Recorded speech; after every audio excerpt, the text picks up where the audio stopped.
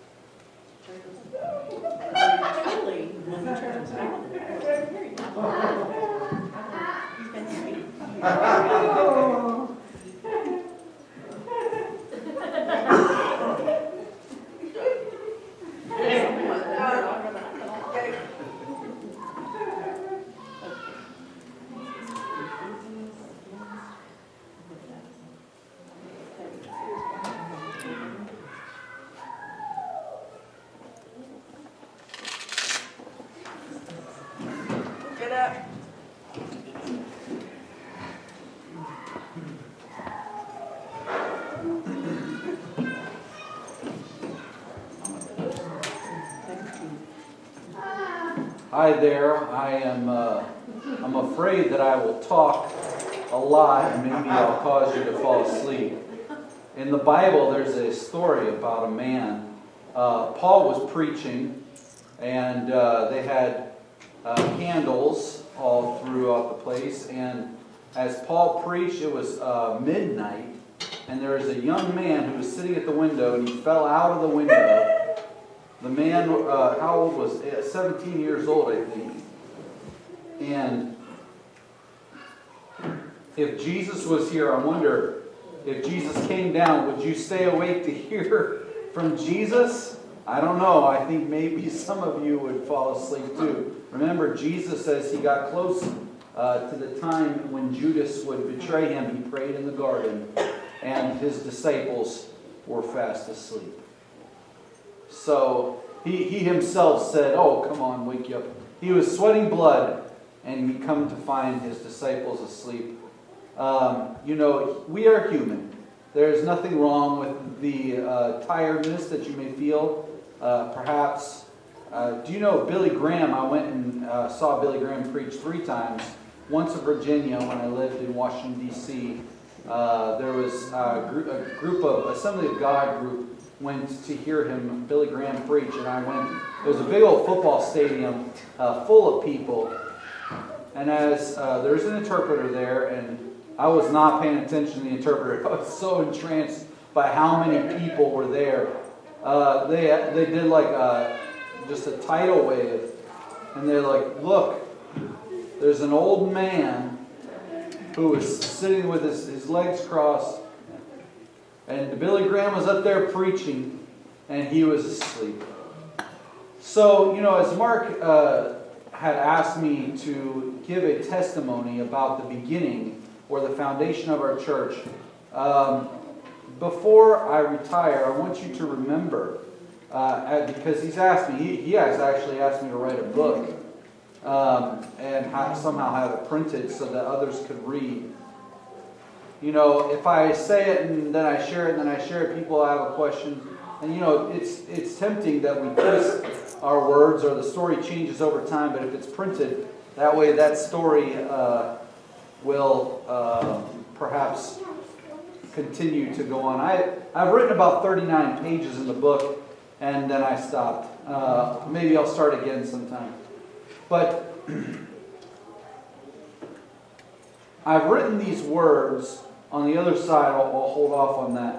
But I want you to think about these. How did our church, how is it able to persevere through these 43 years? I'd like to share with you my heart. Ron Bagby and I, as we have learned from David Hansen and his wife, we'd like to share. Those two have passed away, but we'd like to share, continue to share with you.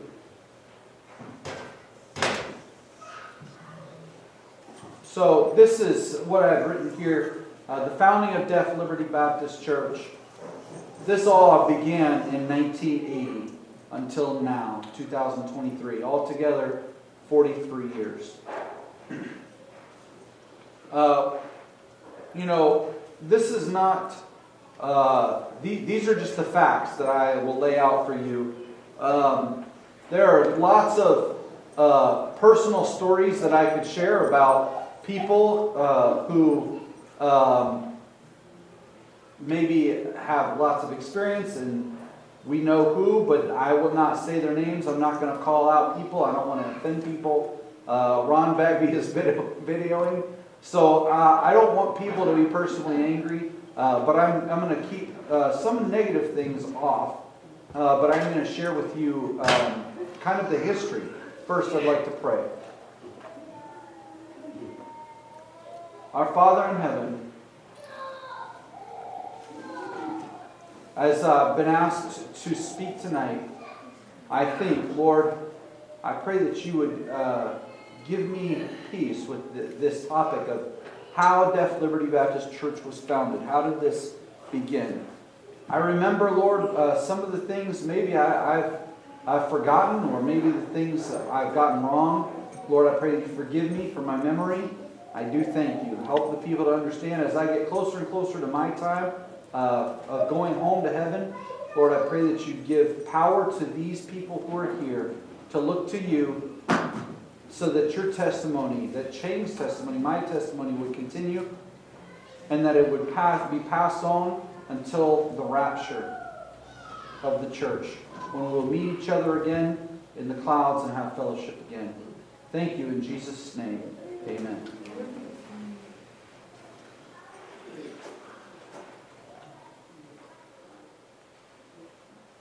These words,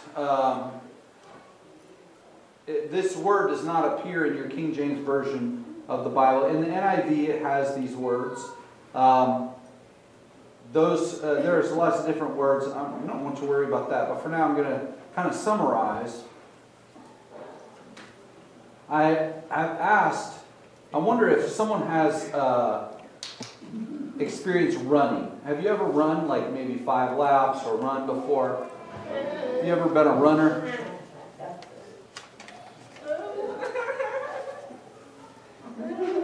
Maybe you have run so much you pant like a dog. So this word, steadfastness, as the miles pass and as the time passes and as the people pass and the cities pass, we're going to apply this to this other side as we started in 1980, as we've continued through the years. Now that David has passed and those things, but we continue to persevere, to be steadfast. When I was in Taiwan, I would run. When I was as a 10-year-old, I just hated running. They had the 100-meter dash, and they would say, go. And you'd run, you sprint. There was a person who was real tall and real thin, came and raced against me. And I was in the front, and then he passed me. But the word that's super important, as you think about this, think about a marathon. How many miles is a marathon? Do you know? Wow, yes, just correct. Yes, exactly right. 26.2 miles. Some say 26 miles. Yeah, it doesn't have to be exact, whatever it is. But who invented this idea of the marathon? Do you know?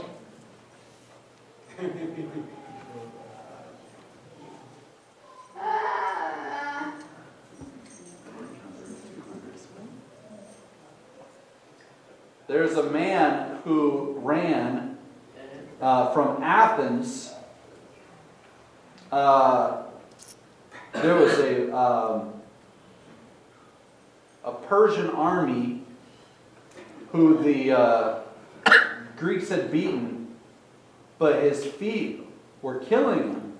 But as he ran all the way from the battle and he died, when I flew, actually, there's a statue of this guy holding something as he runs, this torch as he runs.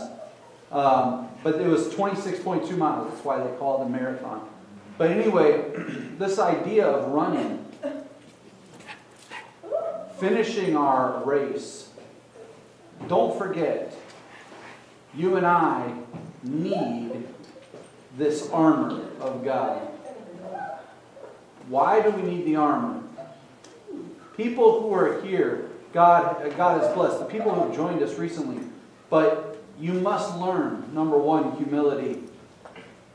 Appreciate feedback and accountability. Because we must learn to be humble and learn from our mistakes as we run. Because we're running through a storm. And it's hard to see at times. It's difficult. One day we will see the victory. It will all be clear. We must trust and we must keep the faith.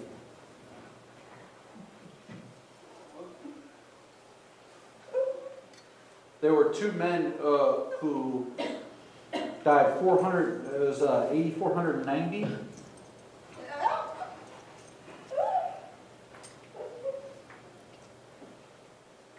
there's a man's name. I'll write it here so that you can see it.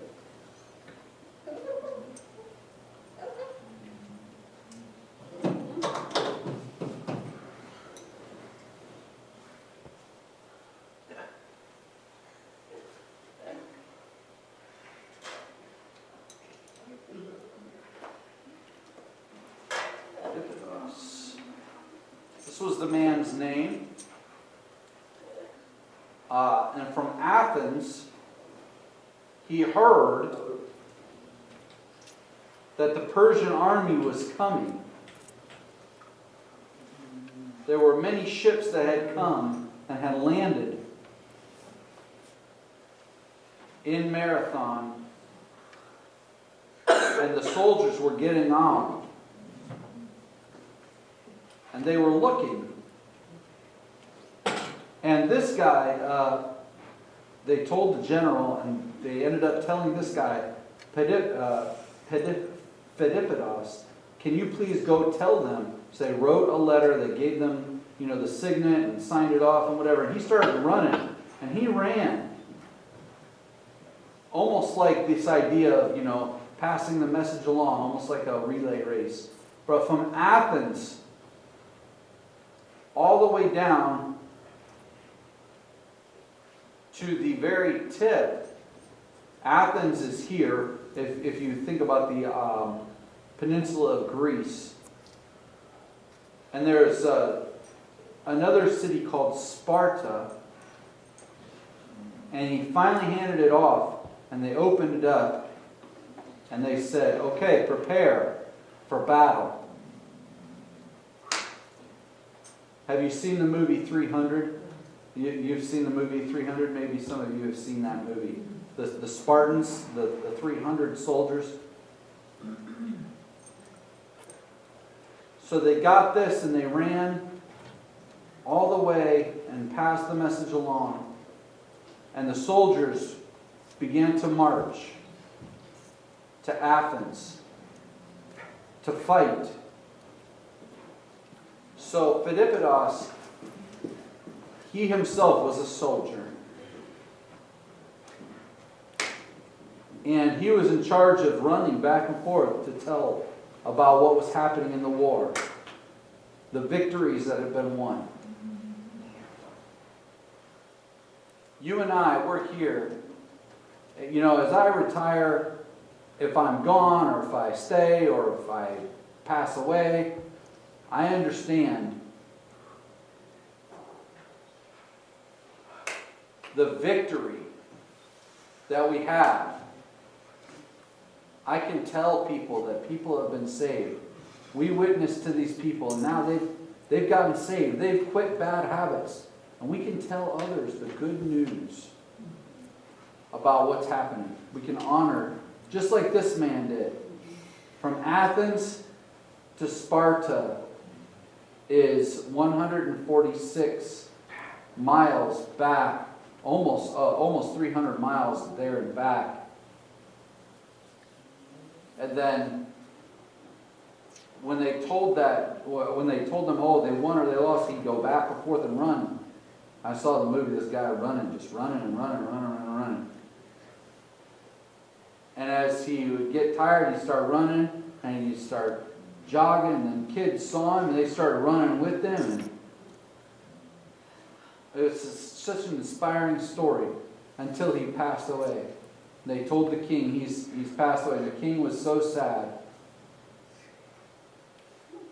He ran out of oxygen, and the kids would run. Anyway, you and I, whether I go or whether I stay or whether I pass, you can look to someone else and you can say, oh, I can preach and I can, I'm not going to stop. I'm going to continue to follow the Word of God. Oh, I can't judge anyone. Oh, it's not me to judge. It's not on me to judge. That's not a sissy approach. Do you want to be sissies or do you want to be real men? Which one?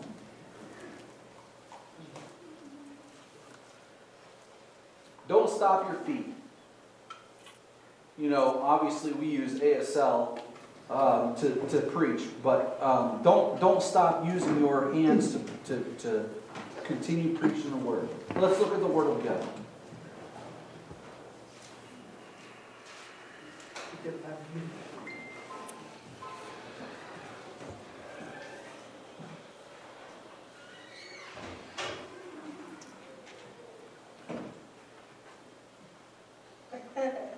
If you,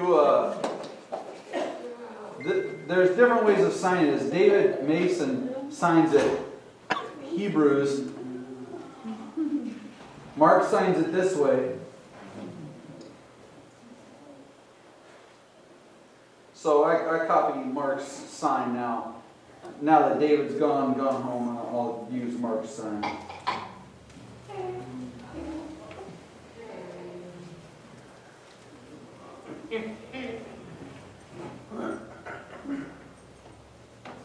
As I read in Hebrews chapter 12, verse 1. It says, "Wherefore we are, seeing we are also compassed about with so great a cloud of witnesses, let us lay aside every weight and the sin which does so easily beset us." This cloud of witnesses, I believe that David is and his wife are in heaven watching, as they watch and they look at us and they see how we do. You and I must keep the faith. When things happen, we want to quit, we want to get mad. That's a sign of weak faith. We must have strong faith. We pray that the Lord continues to lead.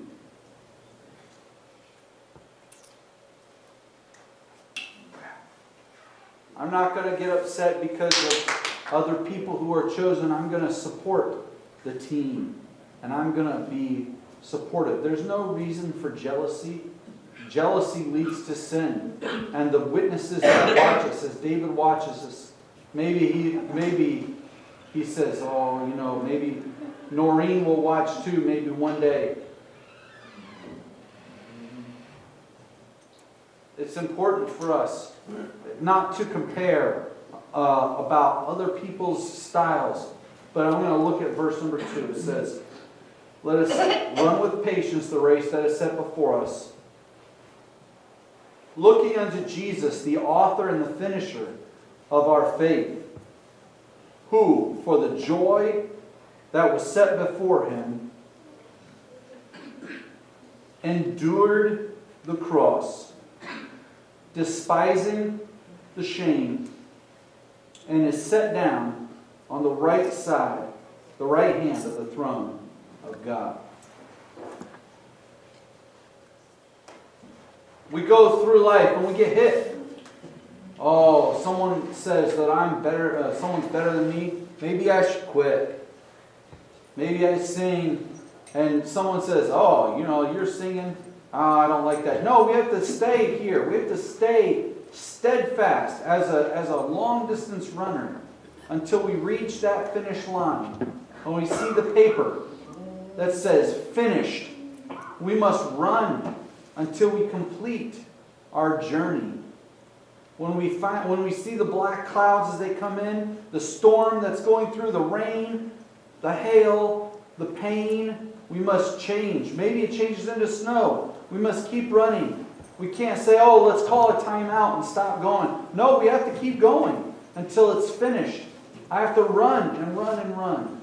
Maybe other guys with longer legs come running past me. I've got short little legs. Maybe they pass me and they win and they finish their race before me. Maybe I should just quit. No, I can't quit until I make it to the finish, until I win my race.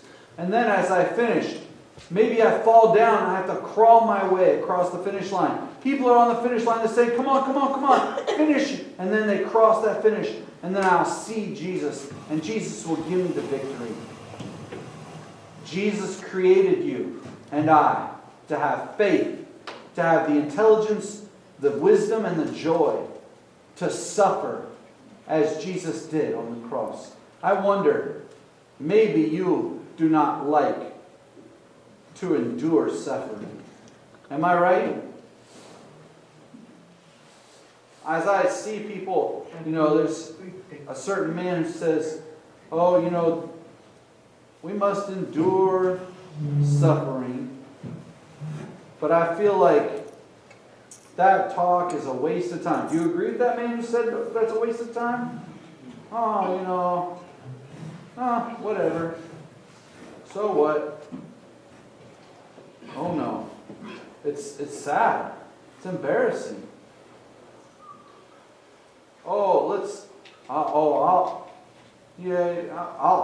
I'll spend my time talking to a pretty young lady, but if it's someone else, I don't want to waste my time with them.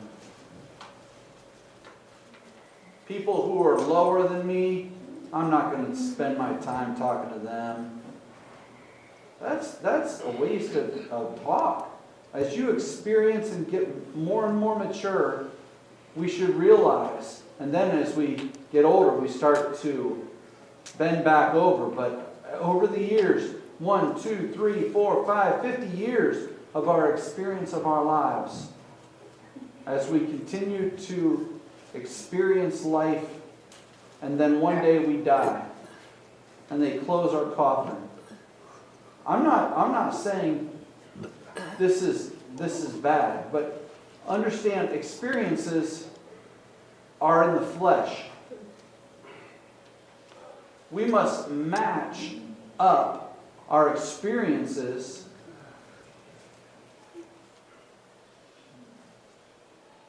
and as we come together,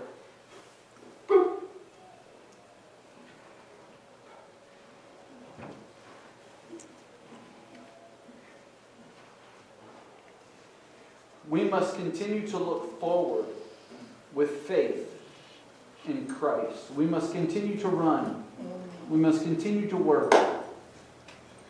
Even through hard times, even in our marriages, me and my wife have been together for many years. We haven't been divorced. We continue to fight, even though it's hard. I know that Ron Bagby loves this verse, and I like it too. Let's look at Galatians chapter 6, verse 9.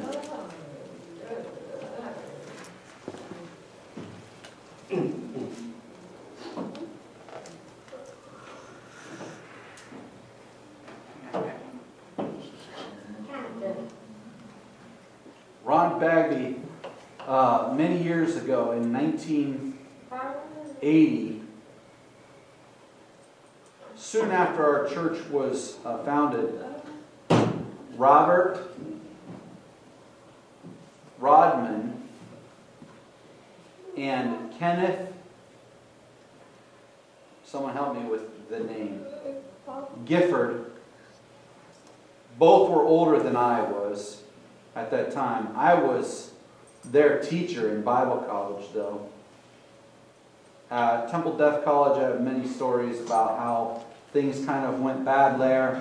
I mean, many things that were happening. There was molestation that had happened there. I'm not going to talk about that. I'm not going to judge that. But the board had come and had asked that the president and pastor should leave after the scandal had happened, and we had prepared. My wife and I had packed our things and arranged 2 weeks at a time. We were planning to move back to Washington, D.C. With my parents. But God put something in my mind, and I couldn't scratch the itch. The thought just came to me, and it kept bothering me. God said, "You plan to move to Washington, D.C. You never asked me if that was my idea." Pay attention, Teddy. You remember there was a student who was in one of the Bible colleges. Do you remember this young woman who had been molested.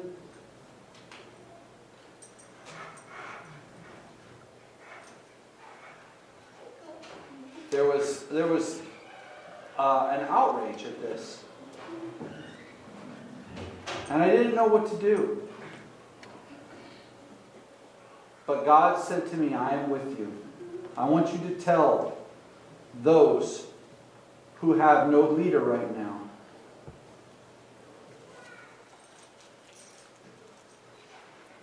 But I went to David and I went to Charlene.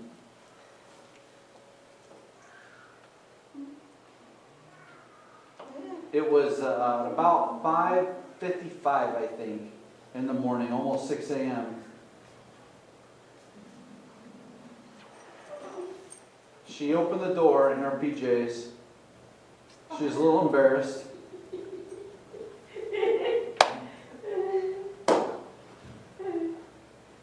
I said, I need help. You want to believe me, but I'm scared.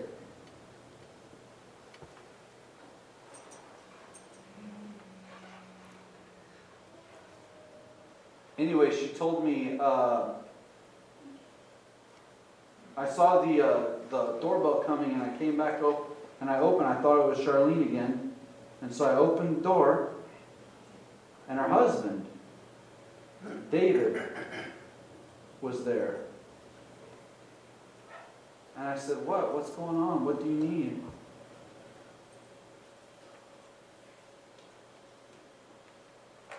They said, you were all right. I said, what do you mean you were all right?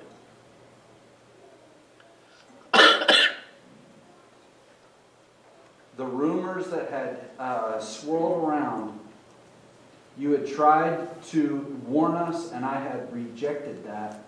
But now the evidence has come to light, and this has happened. This scandal has been broken.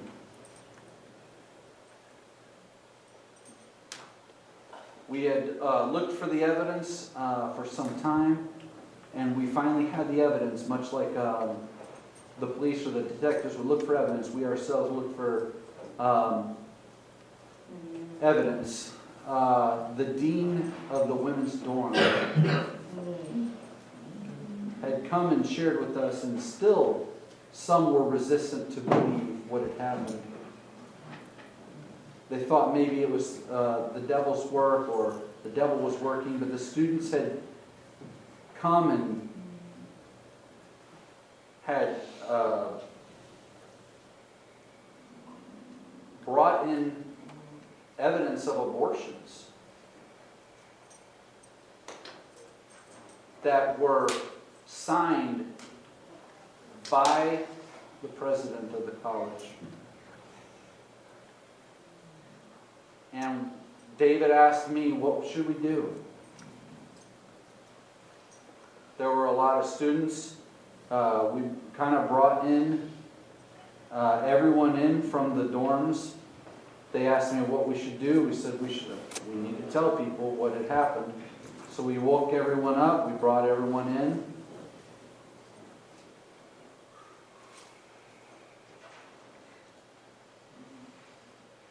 David himself was terrified.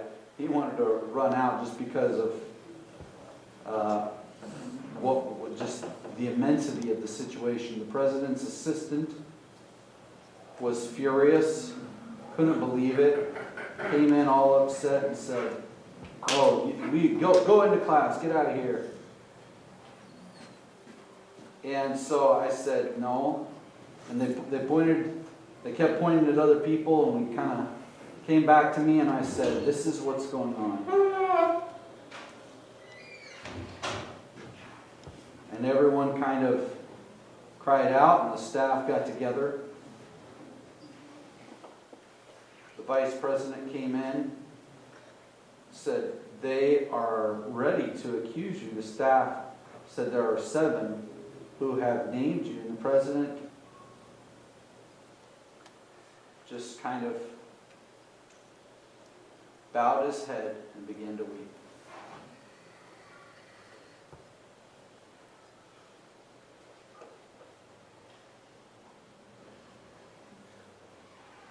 And as the confession came, so did everyone shout.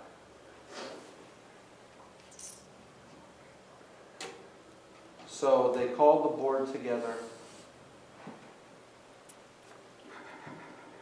They spoke on the phone with the board, and David kind of waited around, and they came together. The president and the board came together trying to solve this issue. The students came in.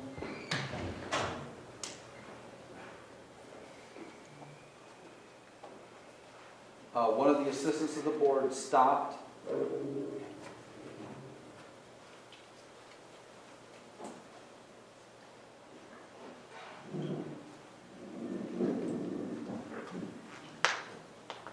The president was still weeping and came in.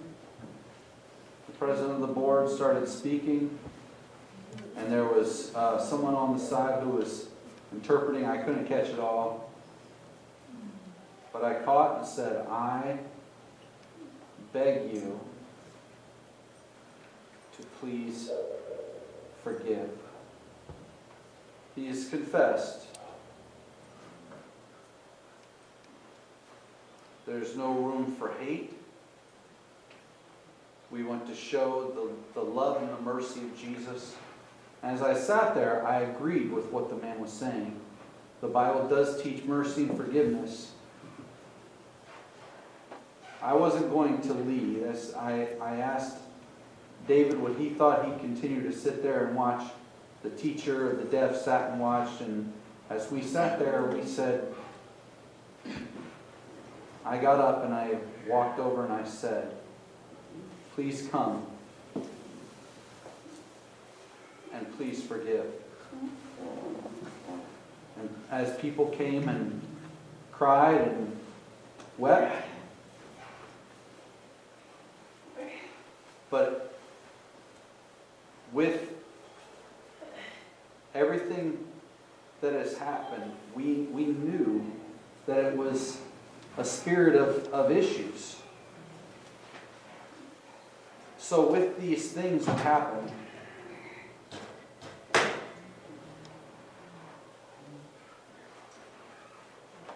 once that has happened, that president resigned, and the students still began to left. They started leaving, and honestly, the school, there was one or two Indian students from India. Actually, one student who was hearing, who became deaf, was a great writer. But anyway, all the students had left and gone. And as I prepared with my suitcases to move to Washington, D.C., these two other men, Robert and Kenneth, came to me.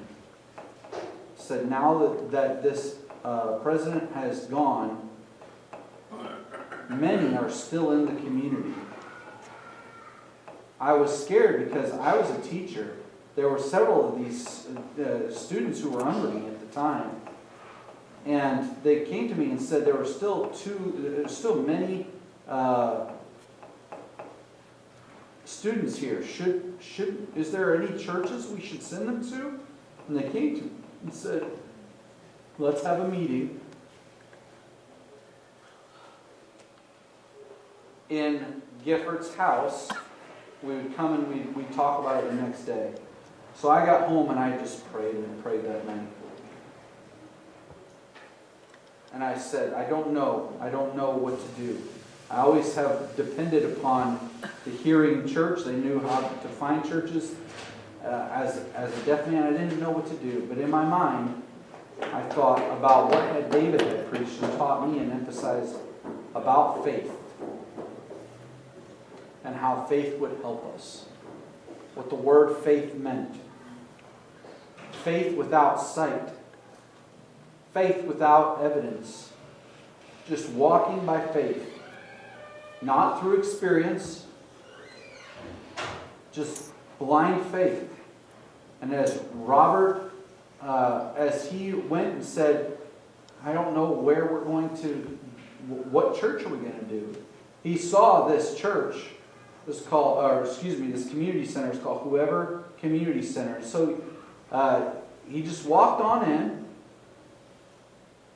and his English was not good. He grew up in New York and then lived in Puerto Rico for, he was a white man, but he was a very strong-willed man. But he went in and tried to talk with the people, his English, can we use this room for Sunday church? The hearing person looked and wrote and said, yes. He said, hold on. My pastor's name is David. He was in California. He was actually looking for a job. There was an assistant position job that he was going to go accept. So they had already offered him the position, but they said, we've got Teddy. So I came over, and we went over, the two of us went over, and the three of us came together and said, he is our teacher. In Bible college, they were talking about me. And so as I came in, I started writing, and I typed up, I said, well, how much would it cost? And they kind of looked around, they said, monthly it's going to be, I think, $30 or $40. It was cheap. Now, who knows how much, $500, $700. But back then it was cheap. My apartment, I think, was $87. And I think house was like $100 for rent, or $100, $200. Back then it was cheap to live. Anyway, they showed us all these things, and we looked around, and we said, okay, suppose we have about 30 people, and if we got to 60, what would we do? And they came down and moved a wall, and there was a big old empty space, and we're like, we could fit 60 people here.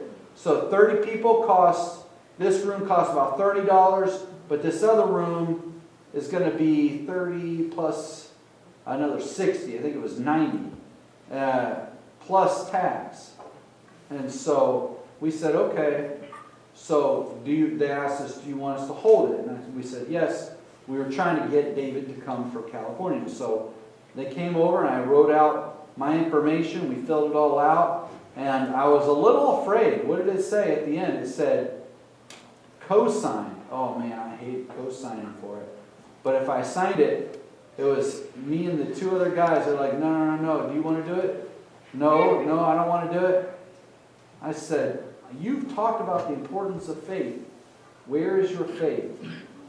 God will do this. It's better to not know. Don't depend upon your experience. You can see people that have quit and made mistakes through their experience. I said, I'm signing this thing. They said, if I had to pay this thing myself, my wife would have screamed. But anyway, we're the soldiers, right? And I signed. Gifford, he was a tall guy. He was a big old guy. He lived in Wichita, and he passed away. He was 77 years old, a heart attack. But anyway, he signed, and they said, okay, we'll hold it. No one else can get this. So we got it. And then when David Hanson arrived, Robert came and mentioned him. David was pumped, and I had no luck finding a job. So we came back to the Kansas City area, and we said, come on. And so we drove over to his home. We showed him everything, and we made a new form that we signed all of everyone's names, and we got there. I signed my name. We passed it around, and we said, okay, come on down. I think the very first day we had about 40 or so of Marshall was one of them. Marshall Ellis.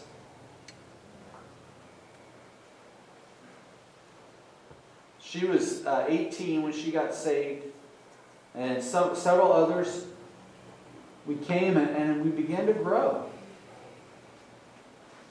Do you think you have, there's a picture, I think 7 or 8 people a few years ago that we all got together and took a picture. But Robert explained these things to some of these others. We brought them in, and we came over to my home, and we talked about John chapter 3, verse 16, and we said it is true, and believe Jesus Christ. And without experience, without anything, we can learn by faith. But we see people, with experience and intelligence. We see these people quit all the time. Oh, I've got intelligence. Well, it's not on me. It's not my responsibility. All this stuff. But where's the perseverance? Where is the goal? Where's the finish line? Who is the one that's willing to go until the finish? Not quitting. Not going off by the wayside. But to continue. I saw people go. And I was tempted to go and stop and go back, but I couldn't. It's very similar to our church. As David led,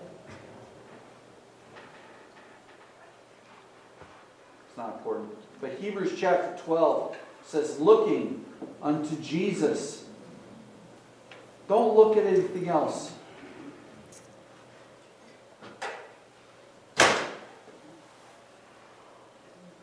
Have the perseverance. They're almost very similar words, but they're different. I see, Noble, Barnes and Noble, the bookstore. I saw a poster once, and I really liked it. I was looking at it, and I looked up, and I said, oh, that's nice. It had the face of a young man with glasses. There's a bunch of books that were all laid up, and he was writing. And I was like, oh man. They had this big old dictionary, this huge big old dictionary, heavy big old book.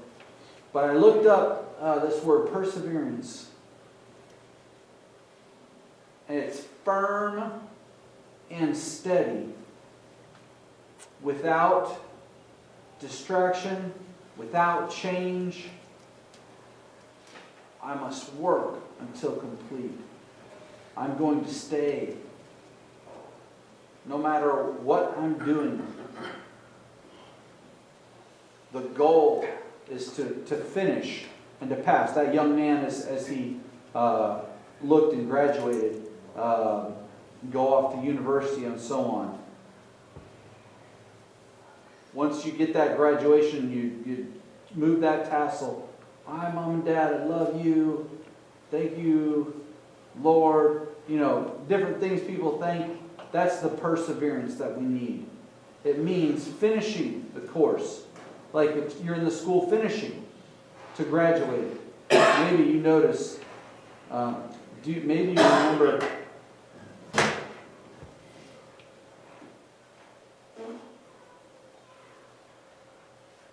now we're here in this, it was before Mark came, there was a time of issues.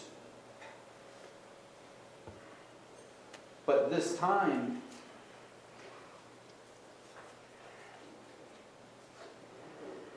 Robert, as he got sick, I think he was in the 70s, he passed away.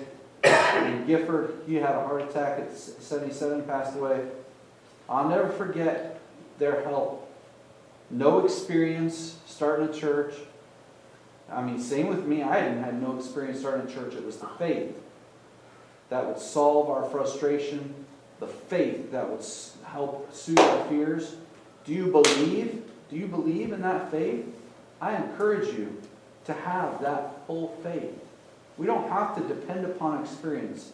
If you and I only depend upon experience, if you say, I've experienced, I've got bad experiences with them, if that's the case, maybe in a short time you'll just quit.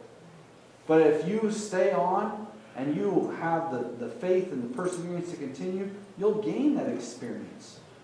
Say, I will learn from these things.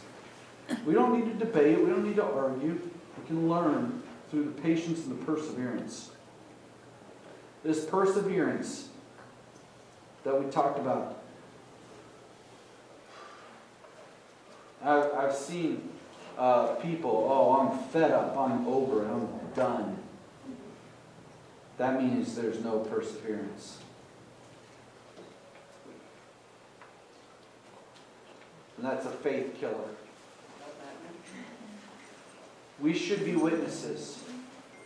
As I go, or if I die, or if I pass, God will answer our prayers.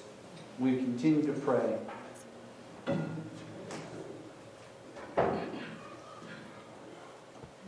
We must stop depending upon only our experience. Yes, experience is good. Say, I have these experiences, but honestly, that's a lot of baloney. We can do this by faith. We can add to our faith, and that will help our experience. Pure and unadulterated faith. Anyway, we moved from Whoever Community Center to the Seventh-day Adventist Church. We went there faithfully. They had no services on Sunday because they're a Saturday service, right? So we rented from them, and it wasn't like the first one. We had issues. Ron Bagley helped a lot. People got mad. I said, come here. They said, they're talking about other people. I said, Ron Bagley, stay here with me. And I faced this person, and this person got all angry, but he went from angry, and he threatened to hit me. And I said, stop. Ron Bagley he was there helping. He just kept going. And David said, finally, he called him in, and we had several people there. We followed Matthew chapter 16, this church discipline model. And I said, we have many witnesses. Just like you have done the same thing that others have done. And we said, we will now take a vote. We got several of the people who had accused him. We interviewed them. And I don't remember how many people were there. But there were none that disagreed. And so we had to practice that church discipline. We had to remove, I would almost use the word excommunicate. We had to remove this person.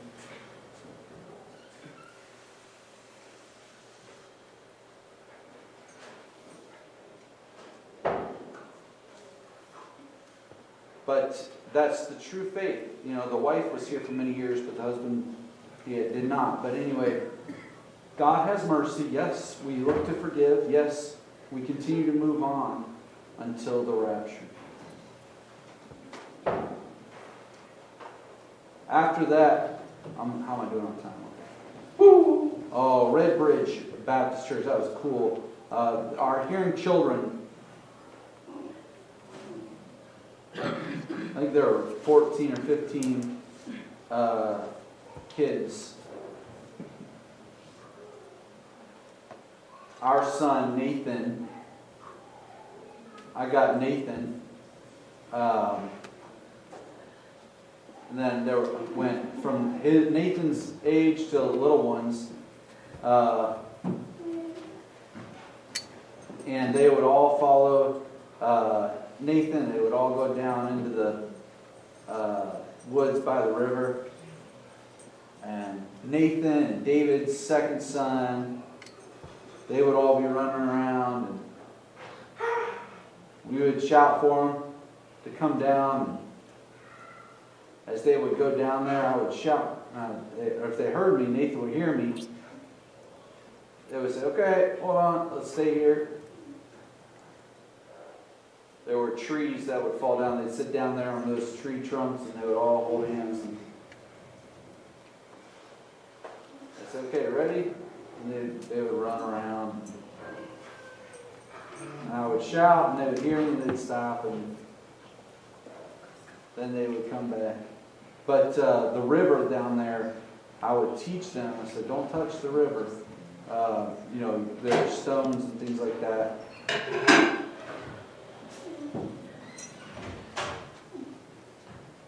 We put them all along the edge there. I said, you can't go past this line.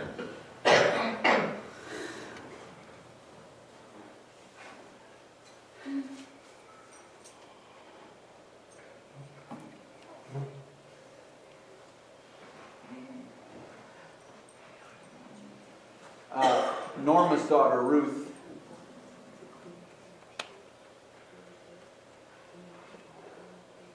was a kid at that time. She was a little one, young one. And I was like, I knew that there were stones along the edge. And we would turn them over, and they would just scream. Ruth would just scream. And they came around, they said, oh, come here. And there was a snake about this big. It was a little baby snake down by the river. We'd pick it up by the neck.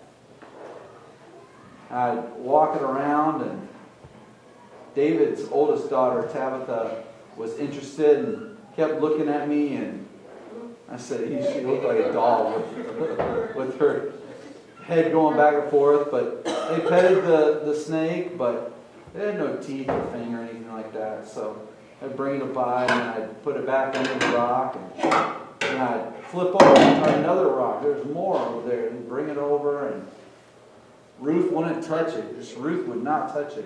I said, hearing will touch, but why won't you touch it? I want you to be able to. You're deaf. You can do it too. And she'd just shake her head at me, and I said, I'm not going to force you to do it. That's fine. But I have memories of that. Maybe if Ruth were here, maybe she could tell. Maybe she remembers or not. I don't know. Maybe Tabitha would remember, or Nathan would remember. Maybe so. I don't know. But the kids really liked that one, the Red Bridge Baptist Church. Ron Bagby's house was real near that one. Maybe he would save his gas, going there. And then we went to Leewood Baptist Church in Leewood. They were pretty strict. The deacons would write to me. They'd say to David, they would tell me, I would say, interesting.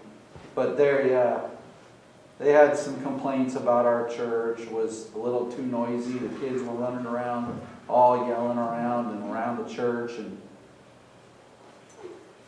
they would have fun, and they would slam the door and go screaming and yelling around. John Clark, David had invited John Clark to preach as an evangelist, and his wife was sitting there, and all of a sudden noticed the kids were running around, going past, and after church was over, one of the deaf said, hey, I just want to let you know, John Clark's wife, she told me we had to sit there and we had to not move. And I was like, okay.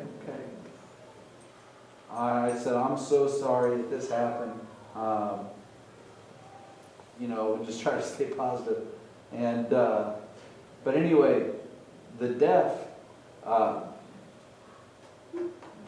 just show the joy. They wanted to go to church again and have fun.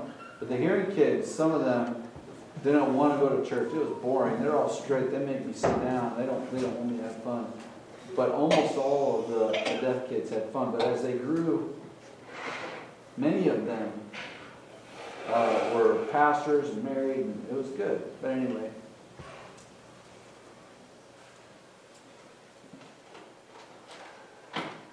It was interesting. A lot of times they would tell someone's wife to tell me, but they wouldn't ever come to me directly. I don't know why. But and then after that we came here. The sign of the church was North Overland Park Baptist Church here in Overland Park, Kansas. And as we got here, and We would drive our cars and park out here. You're like, wow.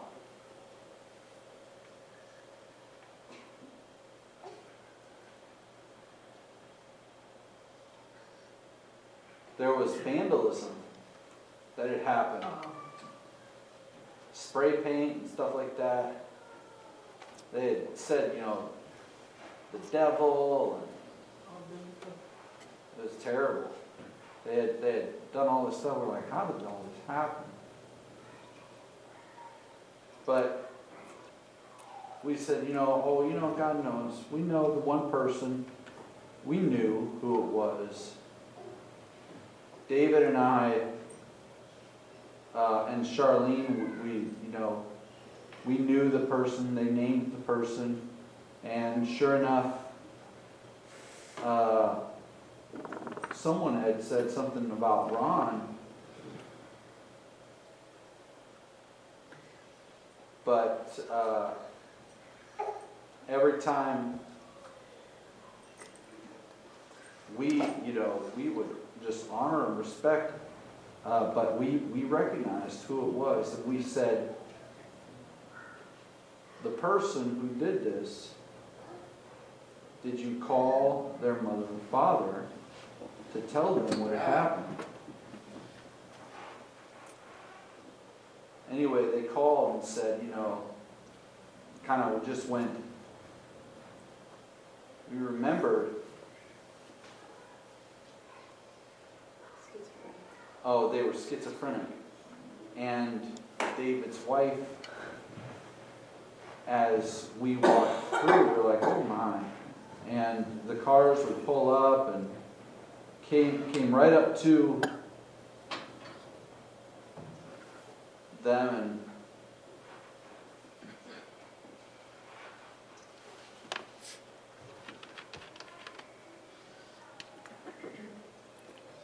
we said, we can read your body language. We understand that you're jealous. And we challenged them in the way they left. They went over to smoke. We knew that person would smoke. But anyway, we suspected that behavior because of the schizophrenia. But over the time, we could tell. Sometimes there were positives, sometimes there were negatives. I don't blame that person, but I blame their mind. But we encouraged them to go to the hospital and get checked out. But as I think about it, there's one more thing that I want to emphasize. These times were difficult. And these times were difficult. There were blessings here, and there were difficult times. And here, who knows what's going on. I don't know. God knows the future, but I believe that God will continue to bless you as you continue. I suspect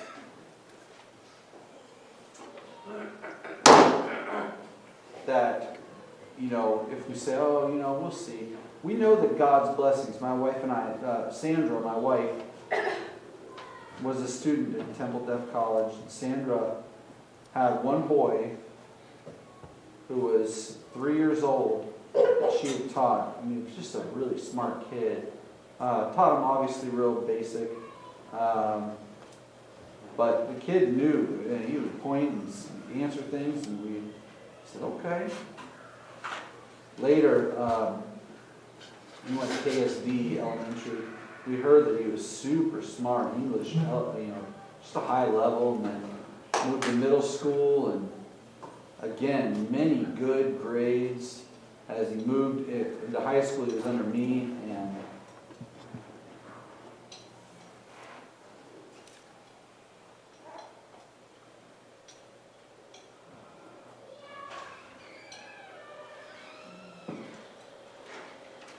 John Gordons. Is that the right spelling? Maybe some of you who are older will remember. But anyway, He wrote, almost like a hearing version. His writing was just amazing. His mother and father were deaf, and anyway, he would open